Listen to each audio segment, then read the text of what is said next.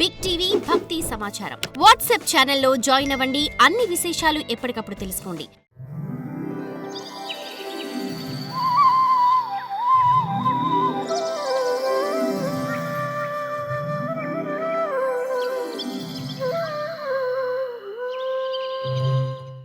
యయేతేన పుమాన్ నిత్యం స్తుత్వా స్తోత్రేణ మాం భజేత్ తస్యాసు సంప్రసీదేయం సర్వకామవరేశ్వరః.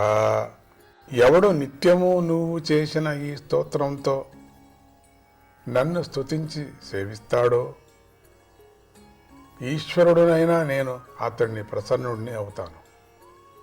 ఈశ్వరుడైన నేను వాళ్ళకు ప్రసన్నుడవుతాను. అతడు కోరిన కోరికలన్నీ తీరుస్తాను.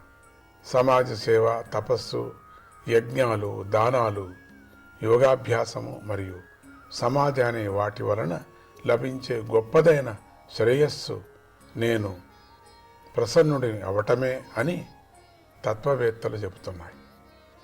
అహమాత్మాత్మనాం ధాతః ప్రేష్టస్సన్ ప్రేయసామపి అతోమయి రతిం కుర్యాత్ దేహాధిర్యత్కృతే ప్రియః.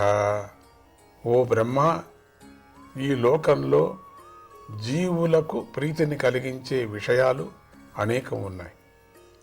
కానీ గొప్పదైన ఆత్మ అన్నిటికన్నా ప్రియమైనది.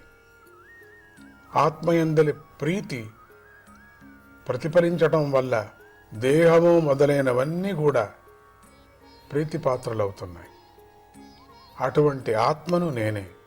కనుక మానవుడు నాయందు భక్తిని కలిగి ఉండాలి. సకల ప్రాణులు ఈ ప్రళయకాలంలో నాలో విలీనమై నిద్రిస్తున్నాయి. సకల వేద స్వరూపుడైన నువ్వు నా నుండే ఉద్భవించావు. ఈ జగత్తును, ప్రాణులను గడిచిన కల్పంలో లాగానే మళ్ళీ సృష్టి చెయ్యి అని శ్రీహరి బ్రహ్మదేవుడికి బోధించాడు. పద్మనాభుడు ప్రకృతిని, జీవులను నియంత్రించేవాడైనటువంటి శ్రీహరి ఈ విధంగా సృష్టి రచన జ్ఞానాన్ని బ్రహ్మదేవుడికి బోధించి అంతర్ధానమయ్యాడు అని మైత్రేయుడు తెలిపాడు. ఇంతటితో 9వ అధ్యాయం సమాప్తం. ఇక 10వ అధ్యాయం.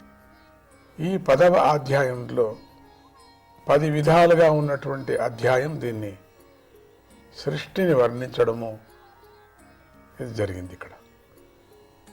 విదురుడు మైత్రేయ మహర్షిని ఇలా ప్రశ్నించాడు.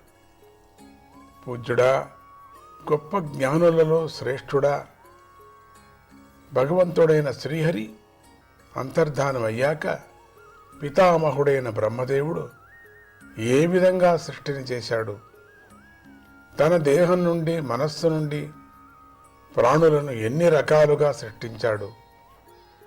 ఇంతేకాకుండా నిన్ను మరికొన్ని విషయాలు కూడా అడిగాను. వాటన్నిటినీ ఒక క్రమంలో చెప్పి నా సంశయాలన్నిటినీ తొలగించు అన్నాడు. ఈ విషయాన్ని సూత మహర్షి శౌనకాదులకు చెబుతూ మైత్రేయ మహర్షి విదురుడికి ఇంకా ఏమేమి చెప్పాడు ఇలా వివరించాడు. విదురుడు అడిగిన ప్రశ్నలకు మైత్రేయ మహర్షి ఎంతో సంతోషించాడు. తన హృదయంలో ఉన్న ప్రశ్నలను తలుచుకొని సమాధానాన్ని చెప్పసాగాడు. పుట్టికే లేనివాడు భగవంతుడైన శ్రీహరి తనకు చెప్పిన విధంగా బ్రహ్మగారు బుద్ధిని ఆత్మయందు లీనం చేసి 100 దివ్య సంవత్సరాలు తపస్సు చేశాడు. అప్పుడు ప్రళయకాలంతో ప్రేరేపించబడిన గొప్ప శక్తి గల వాయువు బ్రహ్మదేవుడు అధిష్ఠించి ఉన్నటువంటి పద్మంతో సహా ప్రళయ జలాలను కంపించేలా చేశాడు. ఇది బ్రహ్మదేవుడు గమనించాడు. గొప్ప తపస్సు వల్ల హృదయంలో నెలకొని ఉన్న ఆత్మజ్ఞానం వల్ల బ్రహ్మదేవుడికి విజ్ఞాన శక్తి విశేషంగా వికసించింది. ఆ శక్తితో బ్రహ్మదేవుడు ప్రళయ జలాన్ని వాయువును కూడా త్రాగేశాడు. బ్రహ్మదేవుడు అధిష్ఠించి ఉన్న పద్మం ఆకాశాన్ని వ్యాపించి ఉంది. ఆయన ఆ పద్మాన్ని చూస్తూ, దీనితోనే నేను పూర్వకల్పాలలో కలిసిపోయిన లోకాలను తిరిగి సృష్టిస్తాను అనుకున్నాడు. అప్పుడు భగవంతుడైన శ్రీహరి బ్రహ్మదేవుణ్ణి ఆయన కర్తవ్యమైన సృష్టి కార్యంలో నియోగించాడు. తన అనుగ్రహాన్ని ప్రసరింపజేశాడు. బ్రహ్మదేవుడు 14 లోకాలను కానీ అంతకన్నా ఎక్కువ లోకాలుగా కానీ అయ్యే శక్తి ఉన్న ఆ పద్మకోశాన్ని అధిరోహించి దానిని 3 భాగాలుగా విభజించాడు. ఏతావాన్ జీవలోకస్య సంస్థాభేద సమావృతః ధర్మస్య హ్యనిమిత్తస్య విపాకః పరమేష్ఠ్యసో. జీవులు తమ కర్మఫలాన్ని అనుభవించే స్థానాలు ఈ ముల్లోకాలే అని శాస్త్రాలు చెబుతున్నాయి.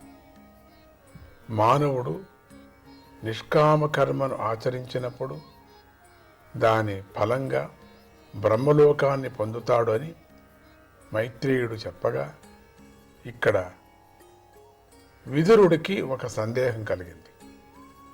ఆయన మైత్రేయ మహర్షితో, ఓ మహర్షి, శ్రీహరి లీలలు ఆశ్చర్యంగా ఉంటాయి కదా, ఆయన అనేక రూపాల్లో ప్రకటమవుతూ ఉంటాడు. ఆయన కాలశక్తిని గురించి నువ్వు చెప్పావు, దాన్ని ఉన్నది ఉన్నట్లుగా మరింత విస్తారంగా నాకు వివరించి చెప్పు అన్నాడు. మైత్రేయ మహర్షి ఆ ప్రశ్నకు ఇలా సమాధానాన్ని చెప్పసాగాడు. ఈ ప్రకృతి సత్వరజస్తమో గుణాలతో కూడి ఉంది. ఇందులో వచ్చే మార్పే కాలము యొక్క రూపము. కాలానికి ఆద్యాంతాలు లేవు, ఏ అవయవాలు లేవు. భగవంతుడు నిర్గుణుడు, నిరాకారుడు అయినప్పటికీ ప్రకృతి యొక్క పరిణామాన్ని ఉపాధిగా చేసుకొని రూపం, గుణాలు కలవాడవుతున్నాడు. ఆయన ఎల్లప్పుడూ తన మహిమయందే స్థిరంగా ఉన్నాడు. ఆయనకు మరో ఆశ్రయం అంటూ లేదు. ఆయన కాలాన్ని కారణంగా చేసుకొని తన లీలలతో తానే ఈ జగత్తుగా ప్రకటమవుతున్నాడు.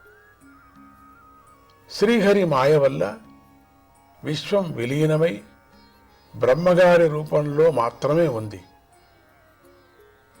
ఏ విశేషము, ఏ మార్పు లేని కాలము ద్వారా బ్రహ్మగారు తన రూపంలో ఉన్న విశ్వాన్ని వేరుగా ప్రకటింపజేశాడు. యథేదానీం తథాగ్రే చ పశ్చాదప్యేతదీదృశం సర్గో నవవిధస్తస్య ప్రాకృతో వైకృతస్తు యః.